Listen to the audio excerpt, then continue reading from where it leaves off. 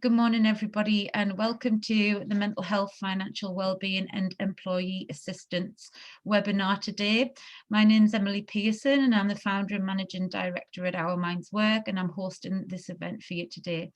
You probably all know that it's Mental Health Awareness Week this week, and even though the theme is about connecting with nature, and nature being outdoors provides lots of benefits, not just to our mental health, but our physical health. It isn't a cure for mental illness, and it also doesn't solve problems when it comes to financial debt and worries. So we really want to raise awareness around some of the issues when it comes to financial well-being, when it comes to mental health and debt and money problems today, but also as an employer, as a provider of services, that there is help there for any employees who may be struggling with these things. I'm going to introduce Richard and Adam, who are joining me today, and we're going to do a little bit of an intro about who we are. So as I said, my name's Emily from Our Minds Work. We basically exist to help workplaces to create a mentally healthy workplace that can thrive. And we do this by having a team of specialists in the workplace mental health field, but who also have decades of experience and qualification working in health and social care directly with people who are in recovery from mental health problems, drug and alcohol problems, domestic violence, range of health and social care fields. So what we do is we design and deliver evidence-based programs for culture change, and this is all based around our own culture change framework and our own models that we help workplaces to implement to raise mental health knowledge, skills, tools and behaviours for change, but that it's accessible to everybody from CEO to frontline staff. Adam, would you like to introduce yourself? Yeah, morning everyone. I'm Adam Brown from the Health Insurance Group. We are a health and wellbeing brokerage. So we help businesses help them set up policies that they can then distribute to their staff and help them with things like employees assistance programs that we're going to talk about today. Private health care and well-being products. So that's a very quick overview. We're based in the Northeast.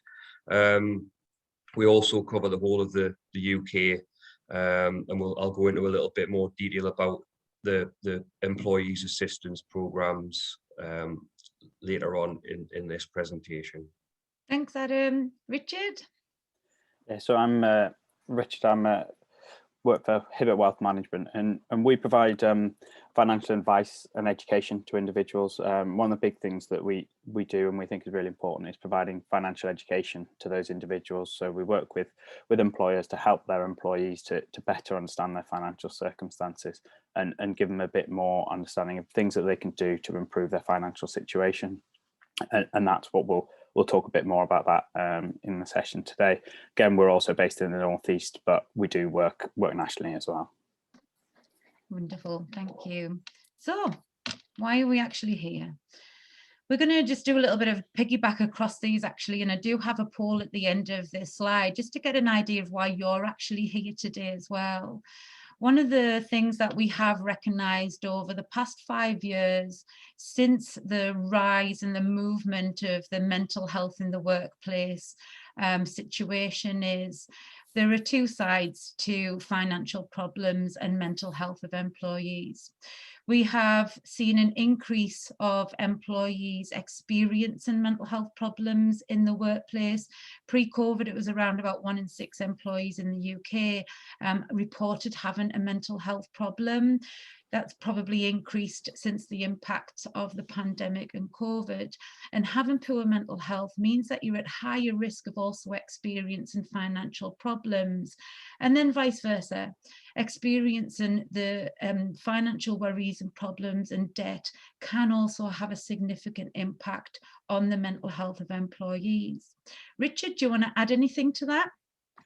Yeah, I mean, one of the big things is with the financial problems is that often, it is centered around debt, but we've seen there's about 4 million working days that have been lost and that was in 2019 due to the impact of poor financial well-being. And obviously when you add in the presenteeism side, that's a huge cost to businesses, but also it's the impact it has on the individuals and therefore their ability to do their jobs and their ability to live their lives and actually take control of those financial situations. Absolutely, and we are going to go a little bit more in depth into these on the next slide. So there's also a duty of care. So when it comes to legislation in the workplace, employees do have a duty of care to protect the health, safety and well-being of employees. And when we look at mental health in the workplace, there are significant triggers for poor mental health related to financial problems that may be caused by things in the workplace, that may be around low levels of employment for people. When it comes to mental health problems, it can be harder for people to get into work and to stay in work due to mental health problems not being catered for appropriately in the workplace. People with mental health problems as well are at higher risk of being on lower incomes. So there is a duty of care from an employee's perspective to also help to prevent some of these triggers, but also to support people where they do have mental health problems. Adam, is there anything you want to add to that one? Yeah, I think that's where kind of we can fit in nicely and help businesses put something in place for their staff, because staff, employees might not feel comfortable coming to a manager to talk about financial problems, and they might let it stew for too long, and then they've got themselves into a really bad place. So that's where we can look at things like an employees assistance program, which will give everybody in their business, including the directors as well, because they might be stressed out financially in the current climate that we're in. The last kind of, 14, 15 months of COVID, it's been difficult for business owners as well as their staff. So the employees assistance programs there so that they can have 24-hour access to speak to a professional counsellor about their financial issues and problems and get advice on what they should do. And it's preempting what can happen in worst case scenario where it's too late, where they've got to take a lot of time off work, and hopefully that'll stop that happening. Thanks, Adam. And you're right, it doesn't happen in a vacuum. When we start to look a little bit more in depth about what the human experience is, we can see it becomes a little bit more complex than what people can just provide in a workplace setting. So what we really want to be able to do is to provide services and reduce stigma around debt, raise awareness and educate people on choices that they can make to help themselves, but also provide signposting through early intervention so that problems don't get worse and we're tackling them head on much earlier to support recovery. So that's just a little bit of a summary of why we're actually here today, but I do have a poll for you this morning. So it should just initially pop up on your screen. If it doesn't, I'm sorry, I can't do anything about it, but feel free to pop an answer in the chat box. So, why are you here today? What would you like to get out of it? It may be that you want to incorporate financial well-being into your mental health strategy. We have a lot of workplaces right now who are focused on mental health culture change and strategy, implementing a range of initiatives. Or you'd like to better understand what support's available for employees. Maybe you came here looking to source EAPs or other employee benefits to provide that additional support for people. Maybe you're actually being contacted by employees struggling financially. Maybe you're noticing that there's a lot of employees coming to you asking for, money from their wages to be given to them earlier than what would be expected. You may also be seeing reports of drug and alcohol use, gambling problems that may be alerting you that some employees are struggling. Maybe you're seeing the impacts in the workplace of employee debt. Maybe you're not sure. It's Mental Health Awareness Week. This is a great topic to cover. Hopefully I can take something away from it. So we've just got a couple more seconds there while people are voting. If it's something else that I haven't mentioned in there, please feel free to pop it in the chat box and tell us what it is. I'd be really interested to find out why you are here today. So just one more person left to vote. This is all anonymous, so please feel free to vote as you wish today. And I'm going to share the results. So this is really great to see that 50% just want to better understand what support is available. And this is really, really great to see that you've come here today saying, you know, we need to do something to support people. And 38% actually want to incorporate it into your mental health strategy. This is definitely music to my ears, because when we talk about mental health, even though it's two words, the complexity and the breadth and the depth of what can cause mental health problems and poor mental health is so massive. We have to start implementing additional layers to a mental health strategy so that we're providing support through all of those causes of poor mental health as well. Brilliant. Okay, let's make a move then. Let's go into a little bit more depth when it comes to money and mental health. So as I've already kind of touched on, mental health can be the cause of financial problems, but more exclusively is when we're talking about mental illness and certain mental health conditions. So for example, people who experience symptoms of mania related to bipolar disorder are at higher risk of experiencing financial problems due to overspending. We also see that when it comes to poor mental health, we also see a correlation between poor mental health and drug and alcohol abuse, which then can create a priority that finances are spent on rather than things like food, shelter, warmth, putting the electric on, which can cause financial problems as well. So when we start to look at this, it's a kind of a catch-22 situation, and it works both ways. So poor mental health means that people are at higher risk of financial problems. And then the other side, when it comes to debt and experiencing financial problems and worries, this can be a big trigger for poor mental health to turn into a mental health problem. When we talk about financial problems, this creates significant amounts of stress. Chronic levels of stress over long periods of time are the precursor to things like anxiety, depression, and can actually cause suicide as well. So we do have these two levels that really feed into each other and become a little bit of a vicious cycle. So there is also stigma around debt and financial problems as well. You know, nobody's ever stigmatized about, you know, the 10 grand loan you've just got out for a new car, or the, you know, the £125,000 mortgage that you've just bought into.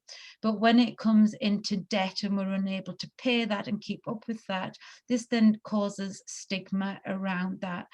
Stigma creates silence. People just become frightened of talking about it because they're scared of the judgment and discrimination that they'll experience if people don't understand this. This has an even bigger impact on mental health. It creates low levels of motivation and inaction for recovery. So stigma is one of the biggest barriers for recovery for any type of mental health problem, but even tackling things like financial problems and debt. So this is an area we really need to think about how we're tackling it as well. When it comes to the workplace, it may be that debt and low income start to cause a lack of money for essential things like food and housing. You know, when you think about people who don't have, you know, the basics of being a healthy human being, this creates chronic levels of stress. It impacts physical health and mental health as well. Adam, Richard, anything that you want to jump in on that one and add to from your perspectives? I mean, the industry that we're in, and yourself, Emily, you know, the stats are out there, especially this week. Mental health's highlighted hugely. I think before we started the meeting, you know, it's out there that mental illness is now the #1 reason why businesses are losing so many days of people having to take time off. because of that. It's no longer the bad back, which it used to be, I think. It's now because of stress and mental health. So, and I think businesses are starting to realise that it's in the press. It has been a lot more. You know, you've had some of the royals coming out about mental health, celebrities, and I think businesses are now starting to take note and realise that actually we need to do something about it, and try and help our staff, all of the staff, not just key people in the business. It's everybody, because you know it's so important. Yeah, definitely. And I think workplaces have a captured audience as well. I like to see a workplace as a place that we can capture large audiences to raise awareness and provide these additional support for people as well, and access to services. Thank you. Richard, anything you want to add to that? Yeah, I think as well, you know, it is often focused around the debt side, and often it's also about people's understanding and knowledge, and actually knowing what options are available to them. When you look at the debt side, because there is that stigma, people don't go and look for help, and actually that help can really really make a difference in terms of helping you to prioritize when you are in debt, because there are some kind of priority debts, and then there's non-priority debts, and it's making sure people are aware of that and actually understand what they need to pay to make sure that they are paying for those essentials like food and housing, but also they're covering those bills that could really get them into greater trouble, and actually working how they can actually work with lenders. And there's a lot of support available there, but often people aren't aware of that because they don't go looking for it, and they get into that poor mental health state where they feel they can't go and look for help. Thanks very much, Richard. So let's see if you were listening to any of that. I do have a little bit of a quiz for you. So we're just launching a poll there again. So there's a couple of questions. Just want to see, you know, what your level of kind of knowledge and understanding is. And it may be that we've already told you the answer to this. So we'll see if you were listening. So financial stress has been linked to which of the below? It is multiple choice, so you can select as many of them as you like. We also have, in 2019, money was reported as the biggest cause of stress for employed adults. 1 in 10 employed adults reported their financial well-being as poor or very poor. And number 4, 14% of people in the UK worry about money every single day. So just a few moments for people to start making their choices.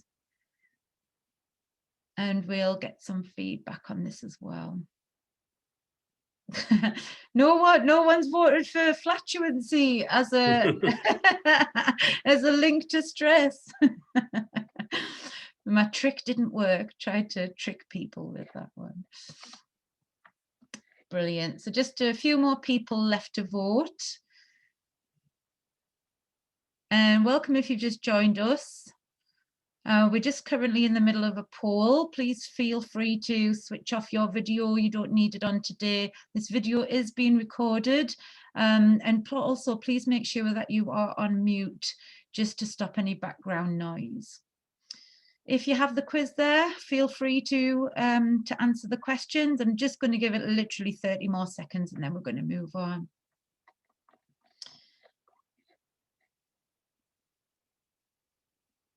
Okay, so I'm just going to end this poll and share some of the results.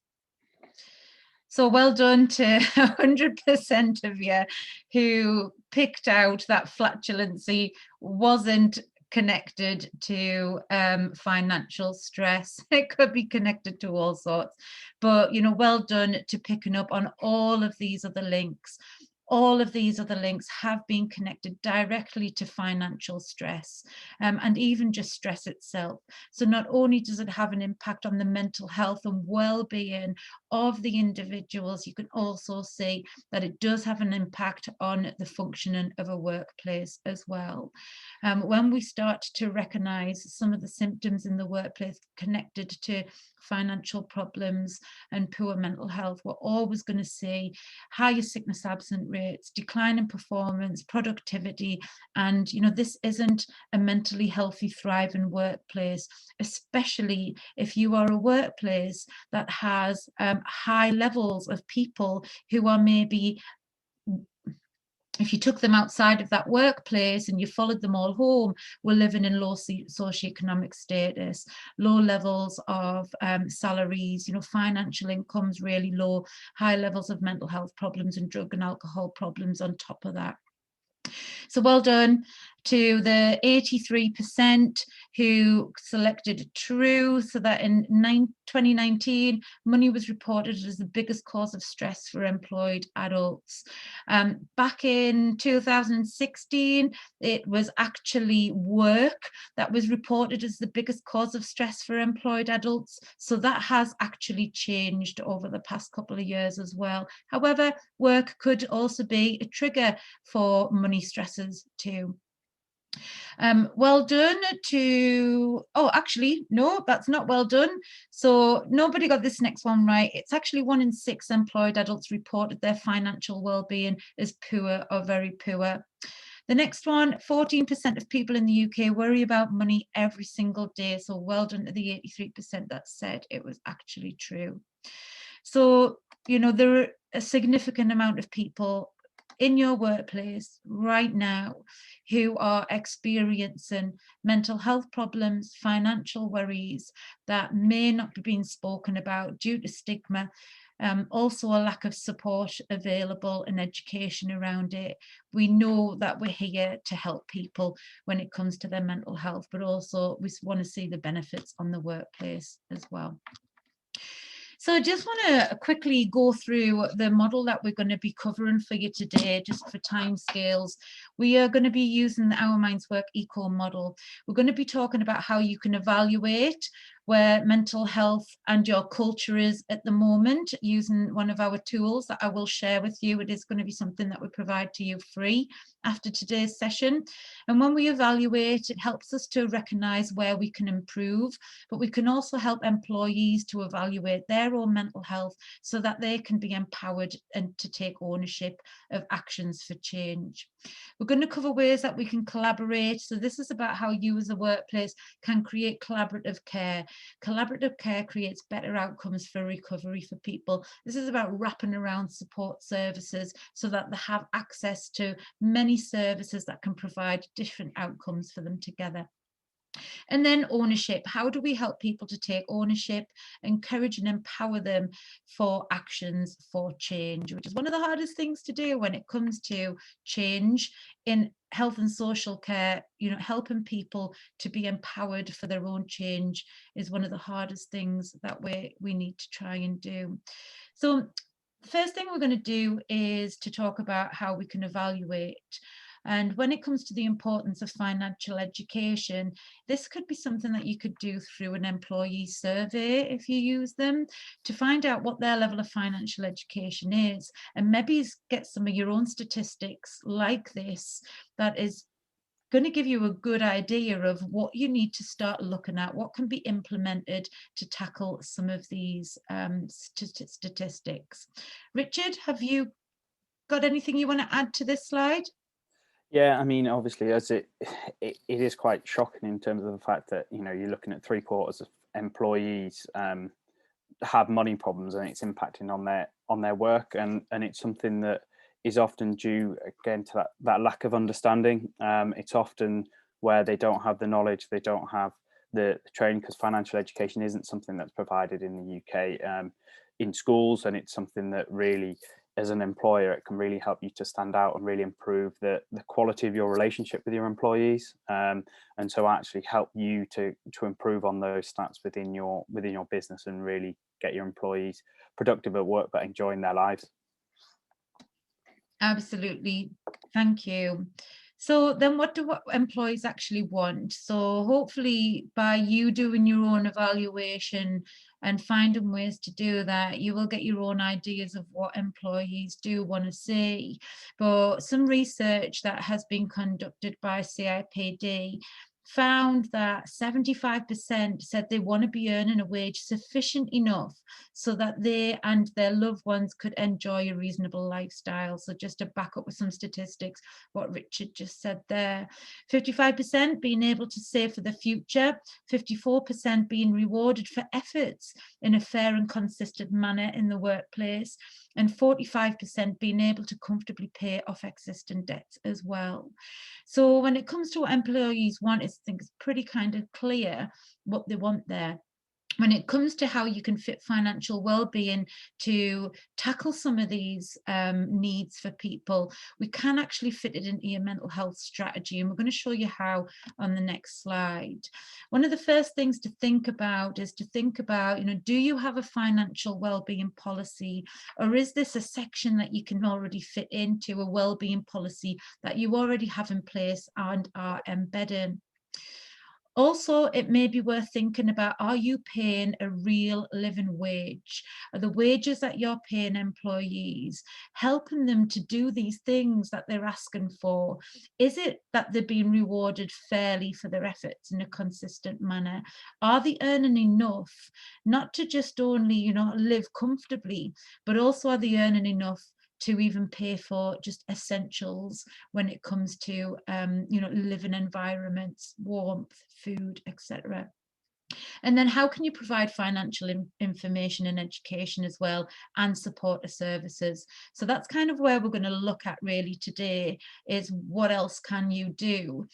One of the things that you might already have in place are mental health advocates or mental health first aiders. I'm going to call them mental health advocates because a mental health advocate to me is somebody who's actually trained in raising awareness, tackling stigma, running campaigns, and signposting people to support, where mental health first aid is more around recognizing signs and symptoms and supporting somebody into professional care and treatment, usually at the stage of crisis. So there's not actually any training on how you can use that role to raise awareness and run effective campaigns.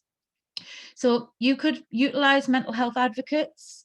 You could actually retrain mental health first aiders to be mental health advocates so that they're able to effectively plan and run campaigns. These campaigns, when it comes to financial well-being and your mental health strategy, should be focused on how to reduce the stigma of debt. This is the biggest barrier in inaction and fear for recovery.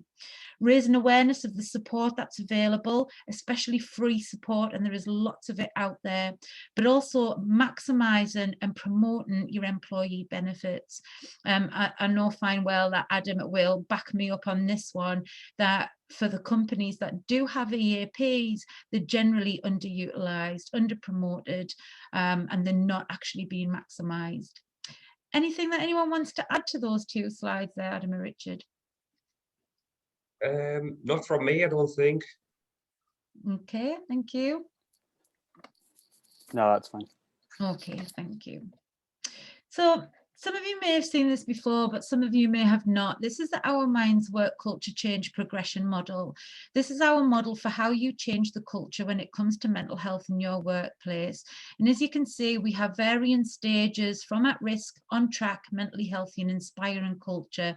Obviously, we want all of our clients and workplaces to get to inspiring culture. So what we've done is we've created a framework to help you to get there. So I'm going to talk a little bit about how your financial well-being strategy can actually fit into your overarching mental health strategy. So you can see down the side, we also have varying different levels of topics and projects as part of culture change. We always say start at the top. What can sometimes happen is when companies start at the bottom with employee awareness, it lifts the lid, it reduces stigma, it raises awareness, but then people feel more comfortable coming forward and asking for help. And if all of the stages above employee awareness aren't in place or effectively being utilised, there's no help available. Managers don't know how to help people, they're not trained, you don't have the correct strategies and policies in place to support them, there are no additional treatments and therapies to refer people into. Adam is going to talk us through a little bit about EAP and occupational health and other benefits. So he's going to be looking specifically at treatments and therapies today and what the benefits of them. And obviously inspiring culture is about making sure that they're fully embedded, utilised, and they're being used as early intervention and preventative measures rather than waiting until people have gone off sick or there's a problem and then we're referring people on to get them back to work. Something that we've mentioned already is your policy. So definitely that fits into our next stage. There is your mental well-being policy. That could also include financial well-being.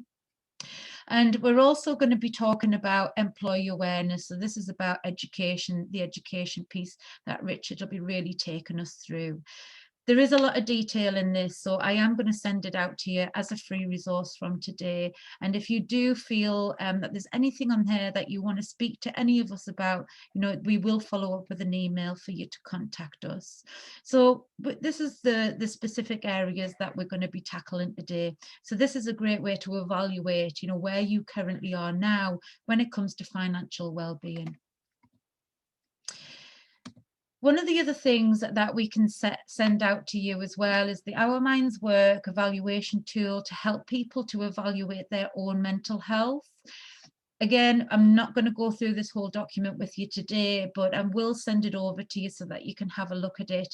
We do deliver training to managers and employees around utilising this tool.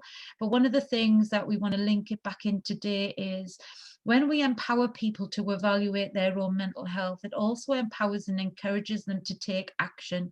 So when it comes to stresses and poor mental health being caused by financial worries, we need to be tackling them as early as possible. So we can see on our continuum model here, we've got everything from green, me on a good day, me feeling mentally well, all the way through to probably someone experiencing severe mental illness at the red end of the scale, and everything in between. In the orange section here, what we can see is that there are signs and symptoms that somebody is potentially experiencing levels of stress being caused by triggers, whether they're in the workplace or they're external in the home lives. And what we can see if we follow this yellow section down is people will just not be feeling themselves. You might have recognized a change in the behavior over the past few days or kind of weeks, and they may be experiencing some symptoms of stress as well. But what we really want to be able to do is help them to collaborate on the services that are available, but also recognizing that there is something that they need to do to tackle these problems. So just following the things to do when we're experiencing stress and triggers for stress is talk to somebody about it. Yeah, dealing directly with the problem, especially when it comes to financial worries and debt. You know, we aren't experts at everything. We do need to access expert support, and that's what we're here to do today. So you can see in bold there, we've got things like signpost to financial wellbeing policy, any other support that's available that we're going to talk about today, and maybe even provide them with levels of education as well that you might want to provide. You know, mental health awareness week could have been a great way to provide some financial wellbeing education to them as well. So I am going to send this to you because it is a very, very detailed model as well. But like I said, you know, if it is something that you want to talk about in more depth, we can talk about that as well. So moving into ownership.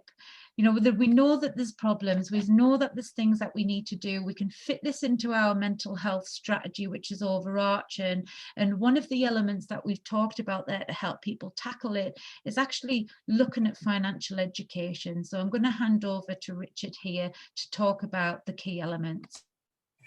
Yeah, so one of the things we provide as part of a financial education program is we provide workshops, which we would normally do face to face. Obviously, we're able to do them over webinars as we're doing this, and they're designed to be an interactive session to help people to better understand key elements of finance. So whether that's the basics of kind of budgeting, saving, debt management, and then also looking at wider areas to help people with their knowledge and understanding and help them to really get an idea. Because one of the big stresses that people find is also their longer term planning, that saving for retirement, looking at that longer term and helping people understand what they might need, what they can look at, and how they can actually get to the point that they want to for their long-term objectives. And we do that through the workshops, but we also then follow on with the offer and option of having those one-on-one consultations with people, so they can get individual guidance related to their personal circumstances, rather than it being something that is just generic for all.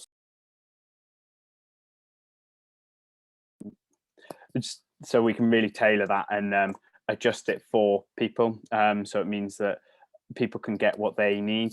And in terms of the we can then, where you have those particular requirements, we can do bespoke workshops for the organization as well, to be really specific to you and to your organization and to your employees, across different ranges of our employees.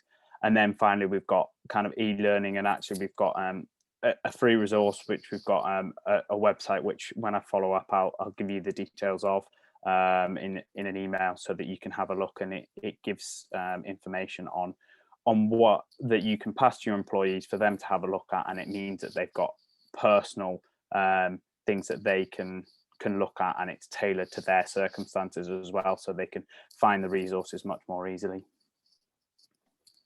Excellent, thank you. Thanks very much, Richard. So just moving over to Adam to just give us a little bit of guidance on, the benefits of your employee assistance program and what they can do to help. Yeah, no problem. I'll just give a quick overview, and I'll go through the bullet points that we've discussed about an employees assistance program.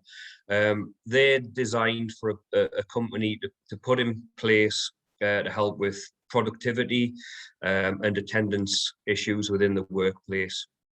And how they do that is by giving everybody within the company access to 24/7 telephone helplines. They can deal with financial that we've discussed today. They also cover drug, emotional, stress, personal issues. They can help you out with legal issues as well. Anything that is on your staff's mind, they can kind of call and get advice for. So you've got the telephone support, which is there. It's confidential, this information as well.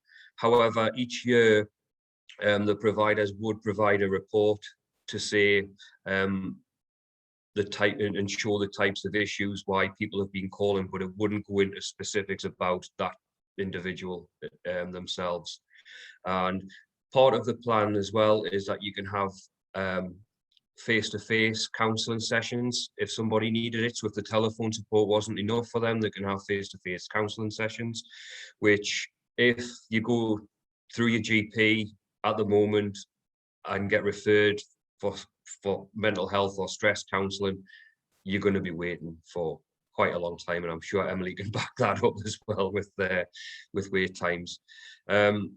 So yeah, reduces the time off work. It gives employees somewhere to go for advice before hopefully preventing them from getting into a bad place. And there's the provide as well all kinds of different tools as well. You get your own login to a website, and there's all kinds of information on there that could provide maybe either an HR person or somebody that's a mental health advocate for the business to get some useful tips from on there as well. And like Emily's touched on as well, it does put a big tick in your duty of care box as an employee, as an employer, and it shows your staff that you care for them. They're not just getting a salary at the end of the day. They've got this added benefit that they can hopefully use if and when they need to.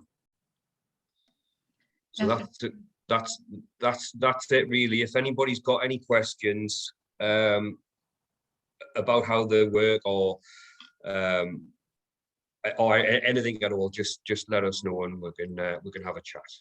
Thank you, thanks. So what you can see here is, there are certain ways that you can fit this into building out your mental health strategy, and it actually covers your mental health strategy as well. Utilising any kind of mental health advocates in the workplace to help to raise awareness around support that's available is really, really part of your early intervention. It's not a tick in your box of duty of care if nobody knows about the services that's there. It really needs to be heavily promoted And one of the things that we do recommend with our clients, specifically when they do have employee assistance programs, is by having regular feedback and data from them. Obviously it is confidential, but it can help you to identify where there's any particular trends that are going on as well. You know, we do know that there are certain trends when it comes to mental health in the workplace. There are certain trends when it comes to debt and money worries, especially after Christmas for people. So, you know, there are times where you should be promoting specific topics around mental health and access to support and services when you have, you know, this really clear data and kind of trending to back it up with. So, you know, really, really good to hear that there is education available to help encourage and empower people to not feel stigmatized by what they're experiencing and feel that there are experts there that can help them, but also, you know, the access to professional care and support to tackle the mental health side as well is also available. So we've kind of gone through our eco model there. Just to summarize that, what we've done is we've just kind of gone over a couple of tools that you can use. The first tool when it comes to evaluation is actually evaluating where your culture change model is when it comes to your mental health strategy. And I am going to send you out the progression model. What we've seen here when it comes to financial well-being, your financial well-being strategy and action plan can actually fit into your wider mental health strategy. And we have talked about providing those treatments and therapies through EAP. We've also talked about a policy, or you can add financial well-being into an already existing mental health and well-being policy. And we're also started to look at how can you actually help people to evaluate their own mental health and then start to tackle some of the causes, especially where debt and financial well-being is a problem, or that mental health is the main problem, which is also causing financial problems as well.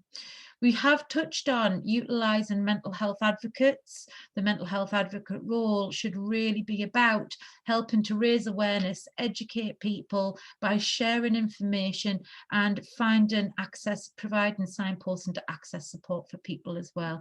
And they can do this by running these campaigns. Mental health advocates are Our mental health advocates are definitely trained to effectively plan and run campaigns. It's a big part of what they do. So there is help available out there, and we're just going to tell you a little bit more about what other support that we can provide for you off the back of this session today, beyond what we've discussed already. So at Our Minds Work, obviously we're here to help you to create a mentally healthy workplace that thrives. And obviously the things that Richard and Adam can provide will all help to fit into this wider aim and objective. So how do we do it? At Our Minds Work, we have a range of services available to help you to move through that culture change programme. So we are experts in the field to provide consultancy and support and action planning around moving you through that culture change. We do have very high levels of training. So we do a level 4 and a level 7 diploma in workplace mental health leadership, which is actually levy funded and mapped over to level 4 and level 7 apprenticeship standards when it comes to senior leaders and process leaders. We also have a level 3 and a level 5 certificate in preventing workplace stress and support and mental health. We deliver these both commercially, but we also provide them under the levy funded apprenticeship programme as well, and is mapped over to the level 3 team leader and the level 5 ops director. So, get in touch if you're looking for any apprenticeship stuff or any commercial training. I've touched on mental health advocates, so we do provide a level 3 mental health advocate blueprint and membership support. So this is everything from setting up a safe, effective mental health initiative in the workplace, all the way through to providing ongoing support, development and training for those people in those roles. We do provide lots of mental health awareness topics, as you've seen today. This is one targeted at yourselves, but we do provide these also for employees as well as mental health advocates. And we can provide support with workplace stress audits as well. We would come in, we would do an audit program to really help you to tackle the causes of work-related stress. Everything that we're delivering currently is virtually and through e-learning as well. Richard? Yeah, so obviously, as mentioned, we have a program, but our approach is very much using kind of the knowledge and expertise that we have to help you to look at and assess kind of the employee demographics that you have, so we can help to make it targeted to actually fit for your employees and tailor that offering. So the program that we deliver is there as part of ongoing support. It's not just there as a one-off. We provide that workshop or webinar and then that's it. We want to look and engage with you on an ongoing basis to help you to provide that support for your employees, and we can tailor that through things like lunch and learn sessions or other things that are on specific topics that have been raised from a financial wellbeing perspective by your employees as you go along, so that we can really develop that and help you to really help your employees with their overall financial wellbeing. Thank you, Richard. Adam? Yeah, I think we've touched on EAPs today, and obviously that's a big part of what we do and help businesses with. But you'll see on the graph on the screen there, we speak to businesses, try to understand their needs on healthcare, and now within the healthcare banner, there's all kinds of different policies that we help businesses with, whether it's EAPs, private healthcare, cash plans.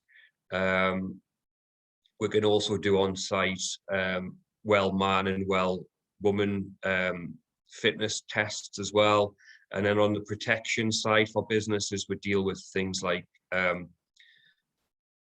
business insurance, shareholder protection, key person cover. Group life as well is really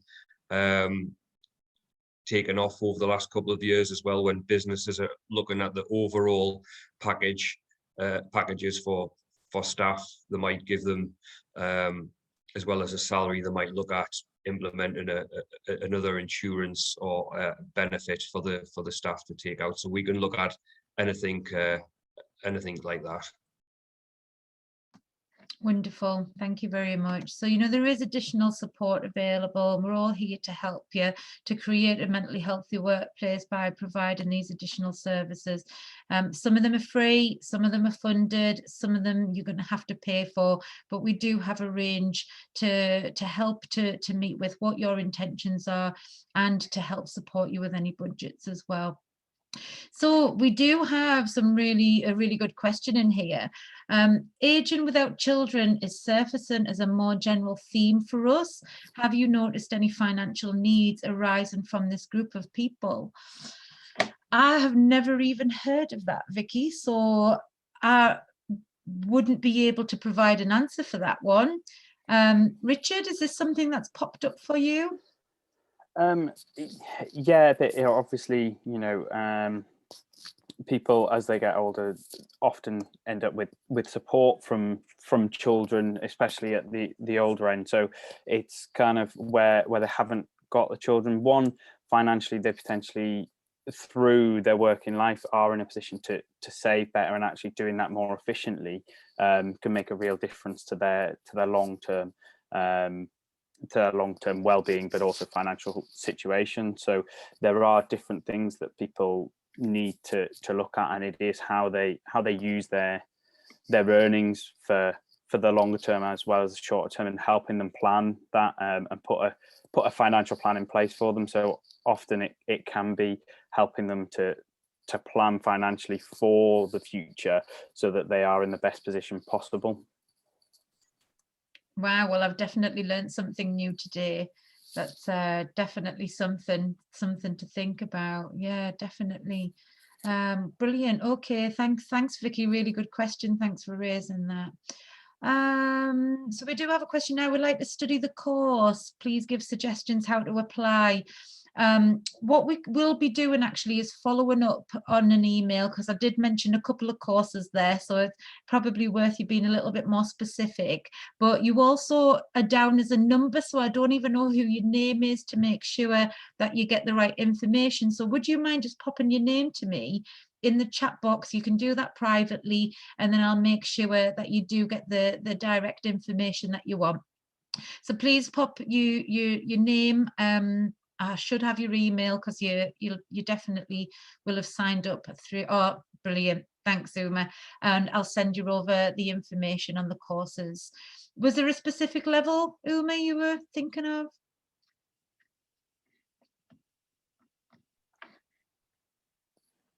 Okay, lovely. I'll send some information over to you. Thank you very much. Are there any other questions? Just to luckily we've just managed to keep into time there. Just wanted to make sure that we covered everything. Obviously it's only an hour, so it was a bit of a whistle stop tour, but I hope what you have got from today is just a little bit of a deeper understanding of how money and mental health do come hand in hand with each other, and that we need to also start to think outside of the box of how we can begin to implement this into our wider well-being and mental health strategy. We've given you a couple of tools that we're going to send out in an email, a follow-up email, to help you to start to evaluate and look at what support can be implemented for people. We've also provided some information today on some of the areas that you can think about implementing with the EAPs, with a strategy, and also utilising mental health volunteers. So yeah, great question. Do you support volunteers for mental health? We support volunteers for mental health initiatives. So these tend to be mental health first aiders, mental health advocates, mental health champions, mental health ambassadors. They're all called very, very different things, but they all tend to have a very similar role in providing a service for their peers in a workplace. So that's where we specifically provide services for. We've also can I just say, with volunteers, we do deal with a few charities who have employees assistance programs in place, and that was one of the questions that they asked, because the charity have normal payroll staff, but also have a lot of volunteers working for them as well. Obviously there's a charge for an EAP, but if a company wanted to pay for a volunteer to be part of that, then they can do. Yeah. And can I just say how cheap these EAPs can be? They are extremely cheap, and I think a lot of people are a bit shocked when I tell them how cheap they can be. Yeah. And it becomes a no-brainer. If you're looking at, starting from £5-6 per person per year, not per month, per year, it's a no-brainer that when you implement a service like that and it's maximized and it's used properly and people are accessing the service, it really does it makes absolute complete sense to make sure that that type of service is utilized. So thanks for chipping in there, Adam. Feel free to pop any more questions in. I am going to launch a final poll before you all disappear to enjoy your Tuesday.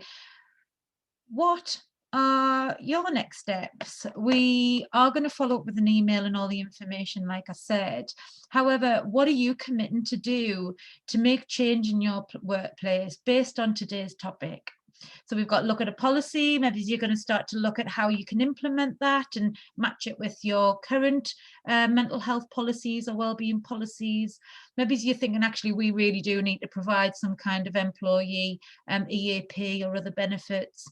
Consider a real living wage, maybe something that you're thinking about and you're going, actually, we're maybe not paying people enough money, and we are seeing the impacts of that at work.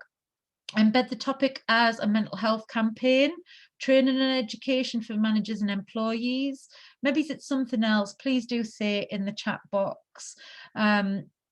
This is great to, really great to see what you're all taking a little bit of responsibility for today. Just a few more moments while you are voting there.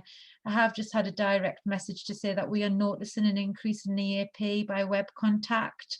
you know, making it accessible to people is really, really beneficial, especially when we think about the additional problems that have been caused over the past year and, you know, gosh, more than a year, due to the impacts of COVID as well, which have actually created more financial problems for people and more triggers for poor mental health as well. Okay, so let's have a look. I'm just going to share the results here. And we have 50% looking at a policy. So brilliant to see that that's going ahead, and brilliant place to start. And some people are looking through embedding the topic as a mental health campaign. You know, this is really awesome to see. This is about early intervention. This is about prevention. This is about raising awareness and signposting at a much earlier opportunity for people. And one of the things about a brilliant campaign is that what it does is it empowers people to take control of their own actions. So, you know, I think that's wonderful to see 50% of you in the room willing to do that today. And 33% are going to potentially be looking for additional training and education for managers and employees. So this is wonderful to see, 33% considering a real living wage. That is absolutely amazing to see that 2 of you in the room today are thinking about actually looking a little bit deeper in, are we actually causing some of these problems, and how can we improve that? And one person providing employee benefits or EAP. So off the back of that, this is absolutely wonderful to see that in such a short space of time today, you've come in with an objective, and we've given you enough information, tools and guidance to help you to start looking towards making that commitment. I know when you leave here today, you're going to go back to all your normal jobs, all your other tasks that are, you know, higher up on your agenda than what we've talked about today. So we will keep in touch. We will follow up with the tools today, and we will also share any additional information that you may need to know about. There's probably just one last thing that I want to do actually, is just to let you know that we have just published a new event today. So if you found today useful and you'd like to attend our next event, I will make sure that the link is in the follow-up email. Our next event is actually going to be held during Volunteer Week in June. This has got a bit of a dual aim to it. We're actually going to be not only celebrating the volunteers in the workplace, who are these people who put themselves forward to be mental health advocates in a mental health first aid champion type of role. So we're going to be celebrating the work that we do, but what we're also going to be doing is really raising significant awareness of the gaps in safeguarding and the risks that it can present to an employer and all colleagues and the people in these volunteer roles when these services are not implemented and managed safely. And there are a lot of risks. Putting somebody on a 2-day mental health first aid course and calling them a mental health first aider is actually very unsafe. So we're going to be looking at best practice, making sure you're being covered with legal obligations, because unfortunately, when we look at what the worst that can happen is, we're looking at death by suicide that hasn't been picked up and managed properly, but we're also potentially looking at safeguarding opportunities that have been missed as well. So we'll be bringing together specialists from the safeguarding world. We will be talking specifically about people in mental health first aid and advocate style roles around keeping people safe. So if you are interested, I will send that link in the follow-up.